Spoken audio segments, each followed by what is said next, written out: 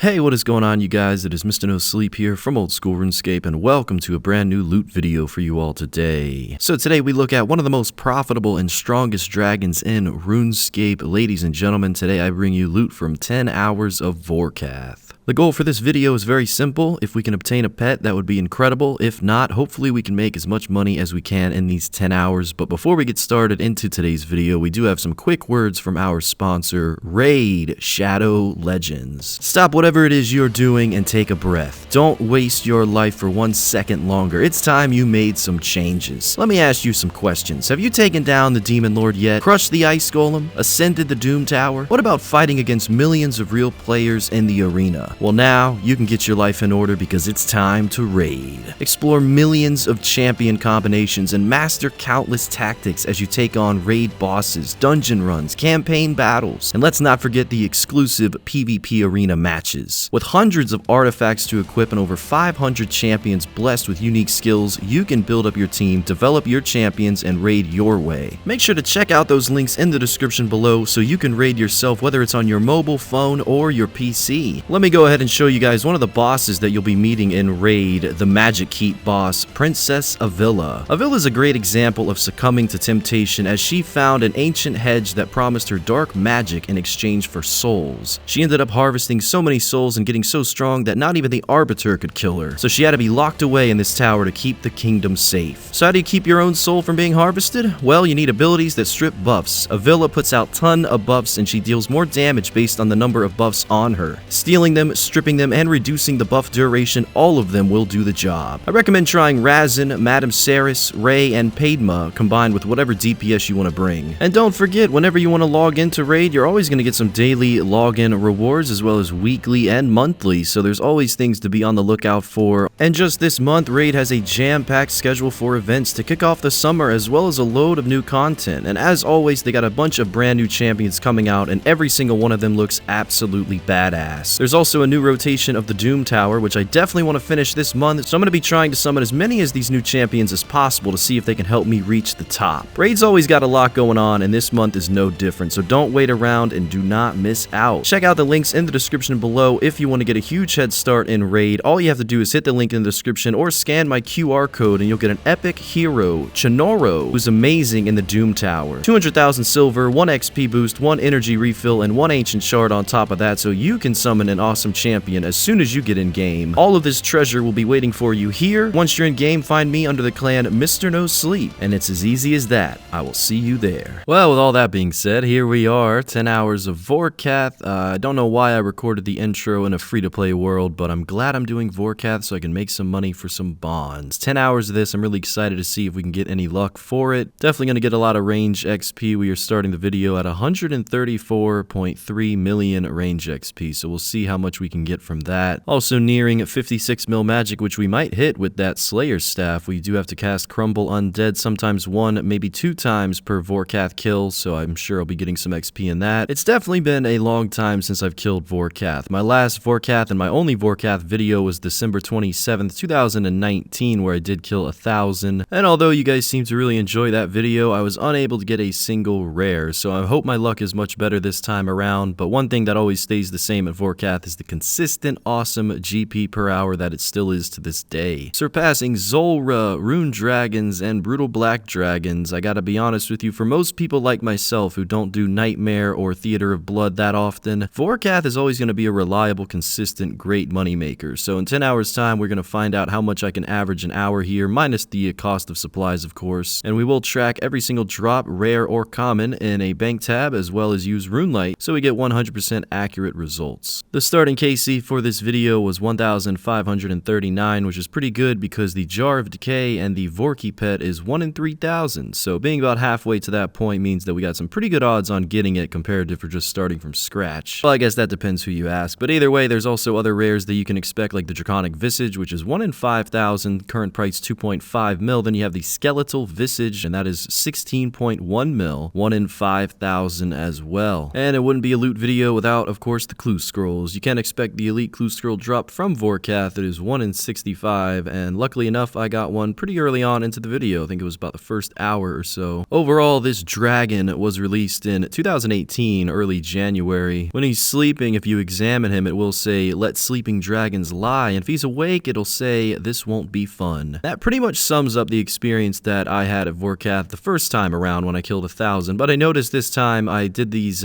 10 hours in about 2 days time, and it was really laid back. I was on 2 accounts on the side doing agility and also cooking, and I gotta be honest, Vorkath is nothing more than just a little muscle memory, and don't look away from the screen too many times because of that fireball that gets thrown in the air and of course can one-hit you. Of course, all my deaths in this video was because of that fireball. There were a few. I really do recommend Vorkath for anyone who wants to make good money.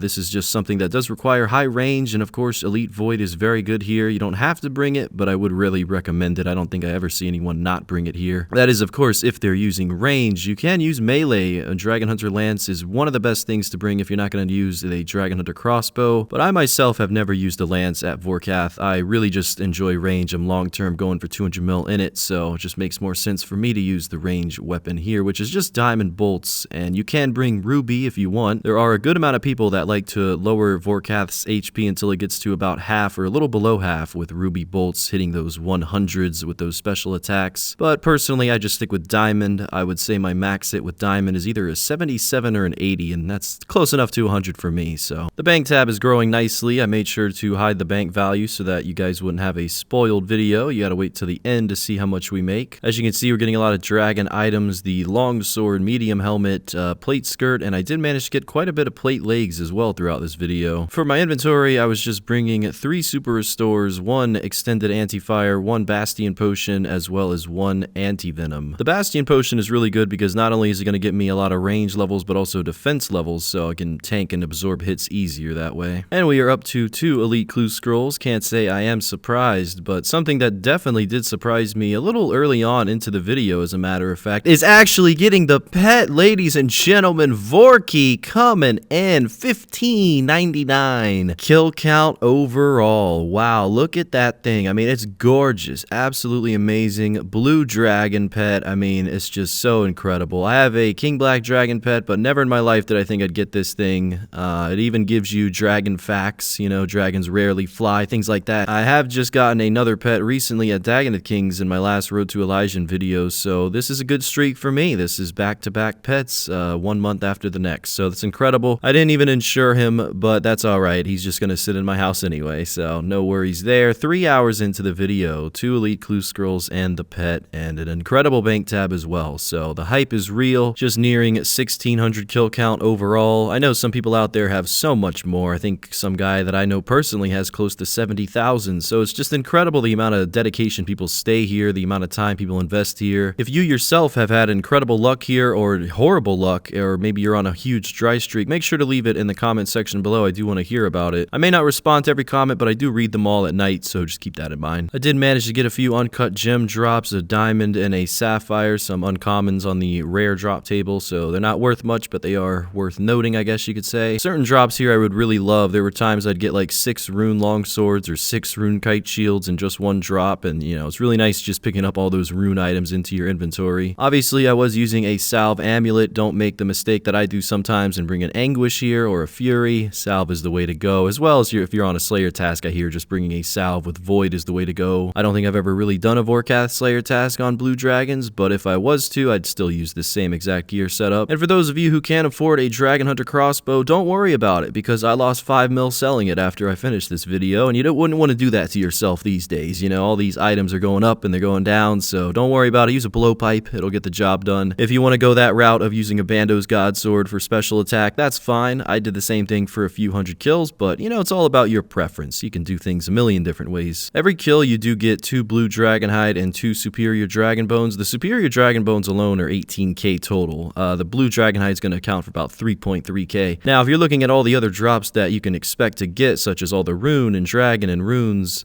dragon hide, etc., most of all of that is more expensive than picking up the blue D hides. So that's up to you. I know some people that never pick up the blue D hides here. Personally, I almost always do. I just think it's easier to do a 3-kill trip and pick everything up. But there were times where I'd have to leave a few on the ground because it just wouldn't fit in the inventory. Overall, there is a few disappointing drops like the bolt tips. There's really no value value in those whatsoever unless they're onyx. Fortunately, they are uncommon though. Same goes for the seeds. There's really nothing too exciting going on where the seed drops except the magic, which I did manage to get a few, which I think is about 1 in 500 or so. For any Iron Men out there, you are going to get a lot of noted manta rays. So any food that you do use here, you will get back. The manta ray drops are pretty common, and you will see a lot of them stack up just in these 10 hours. So that's always a good bonus. For me personally, I really did enjoy this. It was very laid back. It kind of reminded me of T-Bow Zulrah, just kind of doing the same thing over and over again and not taking too much damage while doing so. This is one of those bosses that, due to the crumble undead spell that you do have to bring and the fireballs that you do have to avoid, it's definitely not going to be 100% AFK in any way, but after a lot of practice and enough time, you will get it down to the point where you're very comfortable, and that's, I think, where the point I'm at now. So now that I got the pet, I don't know if I'll ever return to finish the collection log, especially now that I'm uploading this video. I'm not too sure if I'll have another reason to do a Vorkath video in the future, but only time will tell. And here we are receiving 56 million magic XP from this crumble undead spell, so that's always nice. If you're curious as to if I was doing the Wook's Walk method while killing Vorkath, which I haven't really seen many people do for a while now, but essentially what it is you can just get more kills in inventory, take less damage, speed up your kills. And no, the answer is I have not ever really done that in my life. I just prefer the laid back method, but I do suggest learning it if you want to speed up your kill times. It's definitely cool to learn, but unfortunately I just never really took the time to do so. I figured in honor of this video I would give an honorable mention to rank 1 Vorkath in this game. Currently his username is CR7 Toxic. It looks like he's very close with rank 2, and he has 91,912 KC overall. Just looking at his stats on screen there, you can kind of tell that it looks like he only kills Vorkath and doesn't really do too much else. 200 more range XP as well. So yeah, big props to him and everyone else on that high score page. All those resources, all those dragon items that you can get from Vorkath, you can just imagine those thousands, hundreds of thousands of kills total, maybe even millions, all those coming into the game and being brought into the Grand Exchange, sold, all that money being made. It's just a ridiculous thing to think about. I will say one good thing about Vorkath is that it does have a very hard quest, Dragon Slayer 2, in order to just kill it. So, you know, the bots are going to be a little limited compared to things like Zulrah. So that's always going to be a good bonus. You won't really encounter too many botters here or gold farmers, I would imagine. Well, here we are, ladies and gentlemen. The 10 hours is shown on screen by our trusted notepad there. And now we're going to open up our 2 elite caskets. The first one showing 195k, 269 overall. And the second one coming to be 73k, this time with a unique, the Dragon Cane. Very nice to see. We're not going to go ahead and price check everything on screen, although I will be showing you guys the Runelite screenshot afterwards because that's much more accurate. I think I forgot the manta rays in these price checks, but this is mostly everything, probably 90% of everything, so a good 19.1 mil from the first price check there. A lot of the money coming from the bones, 3.3 mil just in the superior bones. And now we move on to the second price check. This is everything else that remains, as well as the elite clue scroll rewards. Just got the unfinished dragon bolts as well as the magic seeds for this one, and 2.3 mil, but we'll go ahead and round that up to 2.4. But looking at the Runelite screenshot, we clearly see that just overall 23 mil was made from 10 hours of Vorkath, meaning it's about 2.3 mil an hour using this setup, minus the cost of supplies is just going to be about 1.5 mil. So that is about it, ladies and gentlemen. Thank you very much for watching the video. Our bad luck streak with these last 2 finally ended. Those Myth Dragons and Glories showed nothing for me, but the Vorkath really did. Until next time, Mr. No Sleep,